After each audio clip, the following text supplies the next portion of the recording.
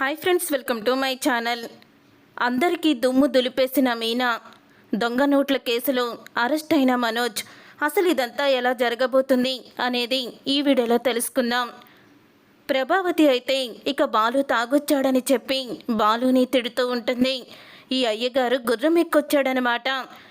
తాగడం మానేశాడని చెప్పారు కదా, కుక్క తోకర వంకరైనట్టు. ఏ వంక దొరుకుతుందా అని వంక దొరికేసరికి తాగేసి వచ్చాడు అని ప్రభావతి నోటికొచ్చినట్లు మాట్లాడుతూ ఉంటుంది. అప్పుడే ఇక మనుషులు అన్నది సరిపోలేదా, ఇంకా నువ్వు కుక్కల మీద కూడా పడ్డావు అని అంటూ ఉంటాడు బాలు. ఇలా మాట్లాడే కదా నువ్వు ఇక్కడి వరకు తీసుకువచ్చావు, మంచి మనసుతో ఆవిడ డబ్బులు తీసుకొని వస్తే ఆవిడ్ని అవమానించి పంపించావు అని ప్రభావతి అంటూ ఉంటుంది. అప్పుడే ఇక ఆ మాట విని మీనా అయితే, ఏంటి మంచి మనసుతో డబ్బులు తీసుకొచ్చిందా అని మీనా అయితే అందుకుంటుంది. అప్పుడే ప్రభావతి అయితే, అవును మంచి మనసుతోనే తీసుకొచ్చింది. ఆవిడ తీసుకొచ్చిన డబ్బు అంటే దానమిస్తే తీసుకుంటారా?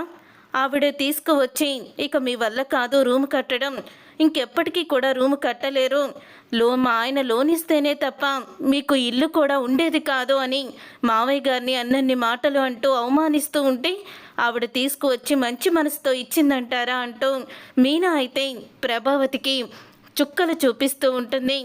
అప్పుడు ఇక మీనా మాటలకి ప్రభావతి ఆశ్చర్యపోతూ, ఏంటే నోరు లెగుస్తుందేంటి అని అనగానే, ఏంటి అంటే ఒకళ్ళు దానమిస్తే తప్ప మనం ఇల్లు కట్టుకోలేము, రూము కట్టుకోలేము అంటే వాళ్ళు ఇచ్చే డబ్బుని మనం చందాగా తీసుకుందామా? మావయ్య గారిని అంత అవమానిస్తూ ఉంటే మీరు మాత్రం ఆవిడ మంచి మనసుతో ఇచ్చిందని ఎలా చెప్పగలుగుతున్నారు అత్తయ్య? ఒకవేళ నా భర్త ఆ స్థానంలో ఉండి తను నా భర్తని అన్నన్ని మాటలు అంటే కథ వేరేలా ఉండేది నాతో అని మీనా అయితే అందరికీ షాక్ ఇచ్చి మాట్లాడుతూ ఉంటుంది. రోహిణి, నీ భర్తని ఎవరేమన్నా అంటే నువ్వేం చేస్తావో, ఏమీ అనకుండా మౌనంగా ఉంటావా అని రోహిణిని అడుగుతుంది మీనా. లేదు మీనా, నా భర్తనంటే నేనెందుకు ఊరుకుంటాను అని రోహిణి సమాధానం చెప్పడంతో, శృతి నువ్వు రవిని ఏమన్నా ఎవరేమన్నా అంటే ఊరుకుంటావా అని శృతిని కూడా అడుగుతుంది. ఊరుకోను అని సమాధానం చెప్తుంది శృతి. అప్పుడే ఇంకా మరి మావయ్య గారిని అంతలా అవమానిస్తూ ఉంటే మీరు మాత్రం ఆవిడది మంచి మనసు అని చెప్పి ఆవిడ్ని పొగుడుతున్నారా? అంటే ఆవిడ డబ్బులు ఇస్తే గొప్పదైపోయిందా? మావయ్య గారికి ఇక్కడ పరువు పోయినా అవమానం జరిగినా మీకు ఏమీ అవసరం లేదా అని నిలదీస్తూ ఉంటుంది ప్రభావతిని. మావయ్య గారిని అవమానించి మాట్లాడుతూ ఉంటే మీరెందుకు మాట్లాడలేదు, మీ భర్తని ఏమన్నా అంటే మీరు ఊరుకుంటారా అని అడుగుతూ ఉంటే, ఊరుకోను అయితే అని అంటే అయితే గీతే ఏంటి, ఆవిడ కావాలని ఇంట్లో గొడవ సృష్టించడానికి వచ్చింది. అందరూ ఆనందంగా ఉండే సమయంలో వచ్చి 5 లక్షలు తీసుకోమని చెప్పి మావయ్య గారిని అవమానించి మాట్లాడింది. మావయ్య గారిని అవమానిస్తే నా భర్త ఊరుకోరు, ఆయన గౌరవాన్ని నిలబెడతారు, ఆయన మర్యాదని కాపాడుతారు. ఇంట్లో ఎవ్వరూ కూడా ఏమి మాట్లాడకపోయినా నా భర్త ఒక ముందుగా అడుగు వేసి మావయ్య పరువుని కాపాడారు. అది అందరికీ తప్పుగా అనిపించవచ్చు, కానీ ఆవిడ మాత్రం ఇంకా ఆయన్ని రెచ్చగొట్టి శృతిని కూడా రెచ్చగొట్టి గొడవ పెద్దది చేసి శృతి మనసులో విషబీజాల్ని నాటాలనుకుంది. శృతిని ఇంటికి దూరం చేయాలనుకుంటుంది.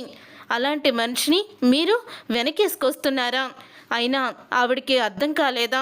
ఆ రోజు సోఫాని వెనక్కి పంపేసినప్పుడే 1,50,000 సోఫాని వెనక్కి పంపేసిన మావయ్య గారి ఆత్మగౌరవం, ఆత్మ మర్యాద ఇవేమీ ఆవిడికి అర్థం కాలేదా? మళ్ళీ 5 లక్షలు తీసుకువచ్చి రూమ్ కట్టుకోండి ఆవిడ డబ్బులు ఇస్తే మనం ఎలా డబ్బులు తీసుకుంటామనుకుంది. ఆ మాత్రం ఆవిడకి తెలీదా?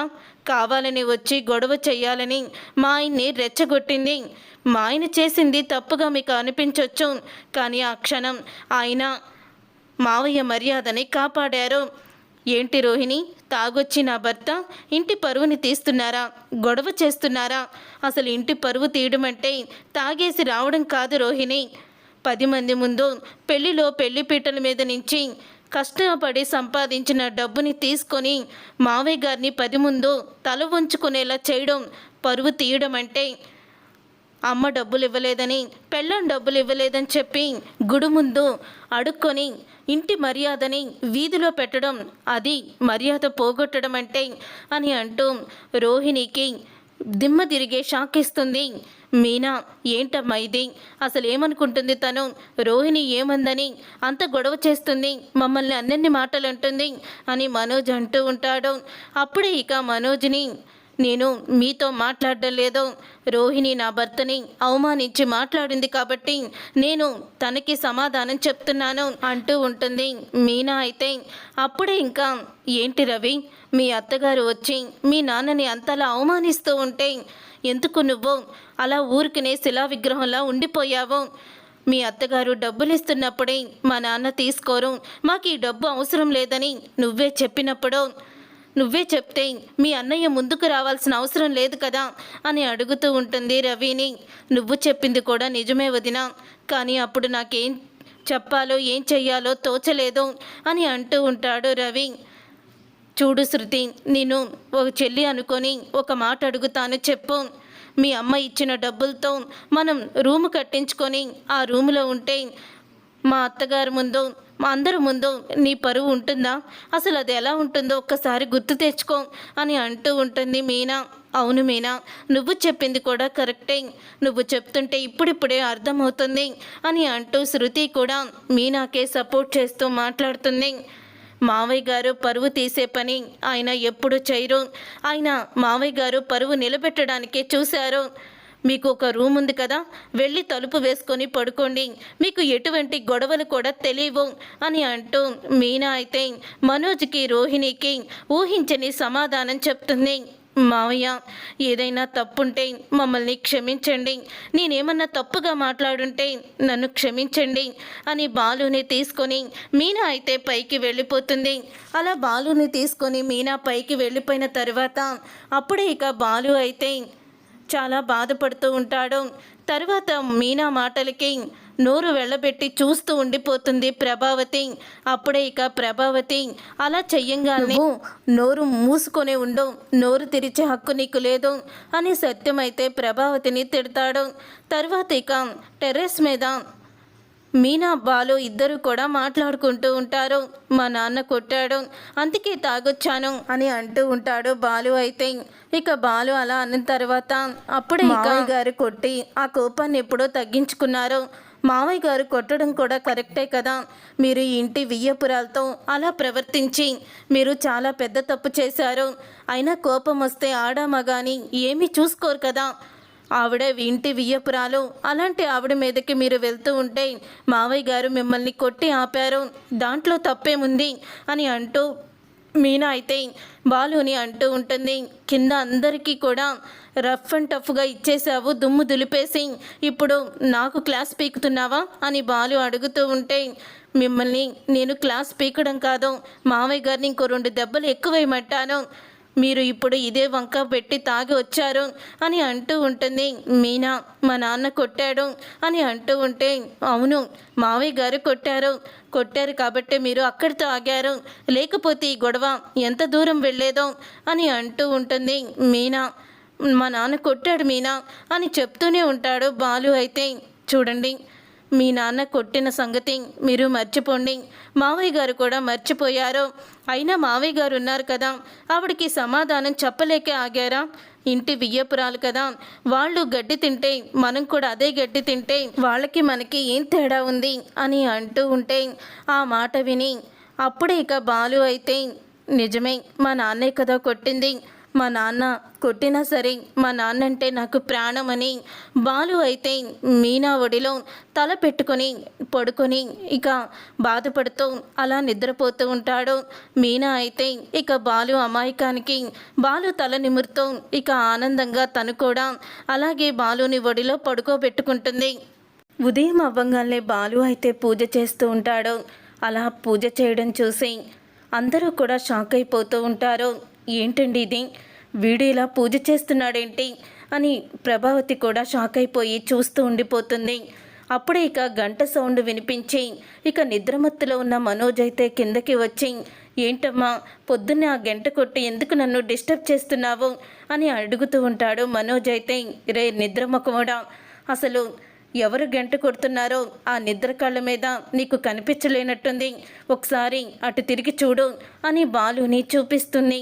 ఇక బాలు గంట కట్టడం చూసి పూజ చేయడం చూసి ఒక్కసారి అందరూ కూడా షాక్ అయిపోతూ ఉంటారు. అప్పుడు ఇక బాలు అయితే హారతి తీసుకొని ఇక అందరి దగ్గరికి వస్తాడు.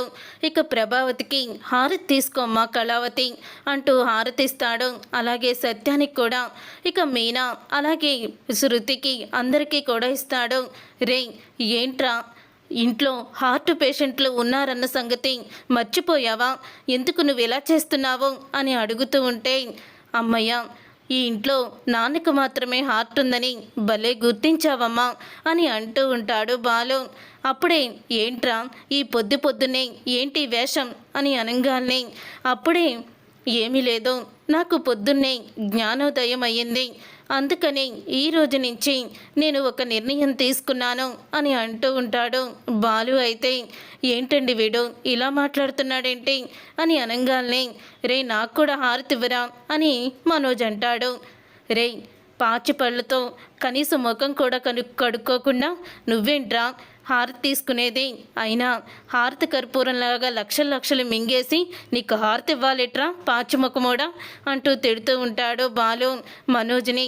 అప్పుడే ఇంకా రే ఏంటి ఎందుకు ఇలా చేస్తున్నావు అని మళ్ళీ సత్యం అడుగుతూ ఉంటే, నాన్న రూము కోసం ఇక కొట్టుకోవడం గొడవలు పడడం ఇవన్నీ కూడా నాకు నచ్చడం లేదు, అందుకని నేను ఒక నిర్ణయానికి వచ్చాను అని అంటూ ఉంటే, అదేం లేదు మావయ్య గారు, కావాలని రాత్రి తాగొచ్చి గొడవ చేశాడు కదా, దానికి పాపం పశ్చాత్తాపంతో ఇలా పరిహారంతో చేసుకోవడానికి పూజ చేస్తున్నట్టున్నాడు అని రోహిణి అనగానే, ఏంటి మా ఆయన తాగొచ్చి గొడవ చేశాడా? ఎందుకు గొడవ చేశాడు? మావయ్య గారు కొట్టారని బాధతో తాగారు, తాగిన తర్వాత ఏం గొడవ చేశారు రోహిణి? ఎందుకు అలా మాట్లాడుతున్నావు? ఏం పాపం చేశారని ఆయన పరిహారం చేసుకోవడానికి అని రోహిణిని నిలదీస్తూ ఉంటుంది మీనా. అప్పుడే ఇంకా సత్యమైతే నువ్వు ఆగమ్మా, ఏంట్రా నిర్ణయం అని అనగానే, ఏం లేదు నాన్న, రూము కోసం ఈ పనికి మాలిన వాళ్ళతో గొడవలు పడాలని నేను అనుకోవడం లేదు, ఈ నరఘోష ఈ నరపీడ అంటూ మనోజ్ని రోహిణిని చూపిస్తూ, వీళ్ళిద్దరి పీడ నాకొద్దు, ఎందుకని నాకు డబ్బులు ఉన్నప్పుడే ఆ రూమ్ ఏదో నేనే కట్టించుకుంటాను అని అంటూ ఉంటాడు బాలు. అప్పుడే మనోజ్ అయితే, రే నీకులాగే ఆ మీనా కూడా శపథం చేసింది, మా ఆయన తీసుకువచ్చినప్పుడే నగలు వేసుకుంటానని చెప్పి ఇంకా ఆ శపథమే నెరవేరలేదు, మళ్ళీ నువ్వింకో శపథం చేస్తున్నావా? ఇవన్నీ జరిగినప్పుడు చూసుకుందాంలే అని మనోజ్ రోహిణి ఇద్దరు కూడా బాలు మాటలకి అవమానిస్తూ ఉంటారు. అప్పుడే ఇక మీనా అయితే, ఏంటి ఏం మాట్లాడుతున్నారు? నా భర్త వల్ల కాదా? అయినా ఇన్ని రోజులు కూడా నా భర్త సంపాదిస్తేనే కదా మీరందరూ తినింది అని అంటూ ఉంటుంది. ఇప్పుడు చెప్తున్నాను వినండి, ఆ రూము వేయడానికి ఎవ్వరు కూడా ఒక రూపాయి కూడా ఇవ్వాల్సిన అవసరం లేదు, మా రూము మేమిద్దరమే కట్టుకుంటాము అని అంటూ ఉంటుంది మీనా. ఎలా కట్టుకుంటారు? వాడు ట్యాక్సీ నడుపుతూ నీ చేత పూలు అమ్మిస్తూ ఇంటింటికి పూలు అమ్ముతూ నువ్వు 5 లక్షలు సంపాదించి పైన గది వేస్తావా? ఈ పూలు అమ్మితేనో లేకపోతే ట్రిప్పులు వేస్తేనో అంత డబ్బు రాదమ్మా అని అంటూ ఉంటాడు మనోజ్. అయితే అప్పుడే అయినా ఇప్పటి వరకు కూడా కనీసం 1 రూపాయి కూడా సంపాదన లేకుండా మీరే ఇంత జల్సాగా బతుకుతున్నారు. పెళ్ళం డబ్బులు తీసుకొస్తేనే తప్ప బిజినెస్ చేసి 1 రూపాయి కూడా సంపాదించలేని సత్తా లేదు. అలాంటిది మీకే ఇంతుంటే కష్టపడి పనిచేసేవాళ్ళం మాకెంత ఉండాలి? నా భర్త ఖచ్చితంగా తీసుకొస్తాడు డబ్బులు, మేము పైన రూము వేద్దాం చూద్దురు కానీ అని అంటూ ఉంటుంది మీనా చాలా కాన్ఫిడెన్స్గా. అప్పుడే ఇక శృతి అయితే, ఏంటి మీనా నీ కాన్ఫిడెన్సు? మీరు డబ్బులు తీసుకొచ్చి రూమ్ కడతారో లేదో తెలియదు, కానీ నీ కాన్ఫిడెన్స్ చూస్తుంటే నాకు చాలా హ్యాపీగా ఉంది అని శృతి అయితే చెప్తుంది. అప్పుడు ఇక సత్యం అయితే, చూడమ్మా వాడు ఒక్కడి వల్లే కాదు, నేను కూడా నా పెన్షన్ డబ్బులో నుంచి ఎంతో కొంత ఇస్తాను అని అంటూ ఉంటాడు సత్యం. వద్దు మావయ్య, మీరిచ్చే ఏ రూపాయి అయినా సరే మళ్ళీ వీళ్ళు మా నాన్న డబ్బులతోనే కట్టారు, మీరు చేసిందేముందని మళ్ళీ నా భర్తని అవమానిస్తారు, నా భర్తని అనే ఛాన్స్ నేను వీళ్ళకి ఇవ్వదలుచుకోలేదు. కష్టపడి ఆ రూము మేమే కట్టిస్తాము అని మీనా అయితే శపథం చేస్తుంది. ఇక్కడ 2 శపథాలు ఉన్నాయి. ఈ మంగమ్మ శపథాలు ఎప్పటికి తీరుతాయో అని అంటూ ఉంటుంది ప్రభావతి. ఇక అనేసి ప్రభావతి అక్కడి నుంచి వెళ్ళిపోతుంది. అప్పుడే ఇంకా మీనా దగ్గరికి బాలు అయితే వచ్చి, అసలు కోపంలో నువ్వు అందంగా ఉన్నావంటే ప్రతిసారి కోపాన్ని చూపిస్తావేంటి? ఈ మధ్య అందరినీ కూడా వరుస పెట్టి క్లాస్ పీకుతూ దుమ్ము దులిపేస్తున్నావు, ఎవరిని కూడా వదిలిపెట్టడం లేదు అని అంటూ ఉంటాడు బాలు. ఎన్ని రోజులని ఇక సహనంతో భరించాలి? ఇక భరించే ఓపిక నాకు లేదు, అందుకనే సమాధానం చెప్తున్నాను. నేను అలా సమాధానం చెప్పబట్టే ఎవ్వరు కూడా నోరెత్తకుండా మౌనంగా ఉండిపోయారు, చూశారు కదా అని అంటూ ఉంటుంది మీనా. నువ్వు అందరి మీద కోప్పడితే కోప్పడ్డావు, అందరినీ కూడా రఫాడించావు, కానీ ఇప్పుడు మాత్రం ఇలా చెయ్యి. నువ్వు అసలు ఎప్పుడు కూడా ఇలాంటి శపథాలు చెయ్యొద్దు. ఇప్పటికిప్పుడు నేను 5 లక్షలు తీసుకొచ్చి పైన రూమ్ ఎలా వేస్తాననుకుంటున్నావో? మనకు సందు లేదు, మెడకు డోల్ అన్నట్టు ఇప్పుడు మనం ఏం చేస్తాం చెప్పు అని అంటూ ఉంటే, మీరు చెయ్యగలరు. నేను పువ్వులమ్మే మీకు కారు కొనివ్వలేదా? మీరు నాకు స్కూటీ కొనివ్వలేదా? ఇంటి మొత్తాన్ని మనం పోషించలేదా అని అంటూ ఉంటే అప్పుడే ఇక బాలు ఆలోచనలో పడతాడు. అలా కాదు, అసలు మనకి ఏ దారి ఉందని అంత డబ్బు ఎలా వస్తుంది అని చెప్తూ ఉంటే నాకు ఒక ఐడియా వచ్చింది. మనం మరొక కారు కొందాము, అది అద్దెకిద్దాము, ఆ అద్దె వచ్చే డబ్బులతో చీటీ పాట కడదాము, ఆ చీటీని రూమ్ కోసం ముందే పాడుకుందాము అని అంటూ మీనా అయితే బాలుకి సలహా ఇస్తుంది. ఈ వయసులో మావయ్య గారు పెన్షన్ డబ్బులు తీసుకుంటే ఆయనకు వచ్చే డబ్బులు ఆయనకి ఆదరువు. ముందు ముందు ఏ ఇబ్బంది అయినా ఆ డబ్బులు ఆయన తీసుకోగలరు. కొడుకుల్ని అడిగే హక్కు ఆయనకి ఉన్నా కూడా ఆయన పెద్దరికం, మొహమాటం అనేది ఆయన్ని అడగనివ్వదు. ఏదైనా అవసరాలకి ఆయన డబ్బు ఆయనకి వాడుకునేలా ఉండాలి, మనకి ఇచ్చేలా కాదు అని అంటూ ఉంటుంది మీనా. మనం సాధించగలం, పైన రూము వెయ్యగలమని కాన్ఫిడెన్స్తోనే నేను ఇదంతా కూడా శపథం చేసి చెప్పాను అని మీనా అయితే అంటూ ఉంటుంది బాలుతో. సరే మీనా, నువ్వు చెప్పినట్టే చేద్దాము, పైన రూము వేద్దాము అని అంటూ ఉంటాడు బాలు కూడా. తరువాత ఇక మీనా అయితే కాళ్ళకి నెయిల్ పాలిష్ వేసుకుంటూ ఉంటుంది. అప్పుడే అదే చూసి బాలు అయితే, ఏం రాస్తావు మీనా, నీ కాళ్ళు ఇంత మృదువుగా ఉన్నాయి అని అంటూ పొగుడుతూ ఉంటాడు. నెయిల్ పాలిష్ వేస్తూ మీనాకి బాలు అయితే, మృదువుగా ఉంటే నెత్తి మీద పెట్టుకుని ఊరేగరా అని అంటూ ఉంటుంది ప్రభావతి. అప్పుడే ఇక బాలు అయితే, ఆ రోజు వస్తే ఖచ్చితంగా నేను నెత్తి మీద పెట్టుకుని నా భార్య కాల్ని ఊరేగుతాను అని అంటూ ఉంటాడు బాలు. తర్వాత ఇక బాలు అన్న మాటకి ప్రభావతి అయితే ఇక కుళ్ళుకుంటూ ఉంటుంది వాళ్ళిద్దరిని చూసి. తర్వాత ఒకరు ఫర్నిచర్ తీసుకువెళ్ళి మనోజ్కి దొంగ నోట్లు అయితే ఇస్తారు. అవి బిజినెస్ అధికారులు వచ్చి, మార్కెట్ వాళ్ళు వచ్చి, ఇవి దొంగ నోట్లు, వెళ్ళి పోలీస్ కేసు పెట్టు అని చెప్పడంతో అప్పుడే వచ్చి మనోజ్ అయితే ఇక ఇన్స్పెక్టర్తో మాట్లాడుతూ ఉంటాడు. మా ఫర్నిచర్ కొని నాకు దొంగ నోట్లు ఇచ్చారు సార్ అని అంటూ ఉంటే, చూడు బాబు, నువ్వు ఇంత అమాయకుల్లా ఎలా ఉన్నావో అర్థం కావడం లేదు. నీ దగ్గర ఫర్నిచర్ కొన్నవాడు ఫేకే, అలాగే దొంగ నోట్లు ఇచ్చినవాడు ఫేకే, నీ దగ్గర నుంచి ఆ డబ్బుని తీసుకువెళ్ళినోడు కూడా ఫేకే అని అంటూ మనోజ్కి షాక్ ఇస్తాడు ఇన్స్పెక్టర్ అయితే. అది విని మనోజ్ మోసపోయానని తెలుసుకొని షాక్ అయిపోతూ ఉంటాడు. ఇప్పుడు ఈ విషయం ఆ బాలుగాడికి తెలిస్తే వాడు నన్ను ఊరుకోడు. ఇప్పుడు ఏం చేయాలి? ఇప్పుడు ఈ 5 లక్షలు నేను ఎక్కడి నుంచి తీసుకొచ్చి కట్టాలి? ఇప్పుడు ఎవరిని డబ్బులు అడగాలి? రోహిణికి తెలిసినా నన్ను చీకొడుతుంది. ఇక మా అమ్మే దిక్కు, మా అమ్మని అడుగుతాను అని అనుకుంటూ మనోజ్ అయితే ఇక వెంటనే ప్రభావతి దగ్గరికి వెళ్ళి డబ్బుల కోసం అడగడానికైతే వెళ్తాడు. చూసారుగా ఫ్రెండ్స్, మరి మనోజుడికి ప్రభావతి డబ్బులు ఇస్తుందా? తర్వాత ఏం జరగబోతుందనేది రాబోయే కథలో తెలుసుకుందాం. ఈ వీడియో మీకు నచ్చితే తప్పకుండా లైక్ చేసి ఛానల్ని సబ్స్క్రైబ్ చేసుకొని పక్కనే ఉన్న గంట సింబల్పై ఆల్ అని క్లిక్ చేయండి. అప్పుడే మేము పెట్టే ప్రతి వీడియో మిస్ కాకుండా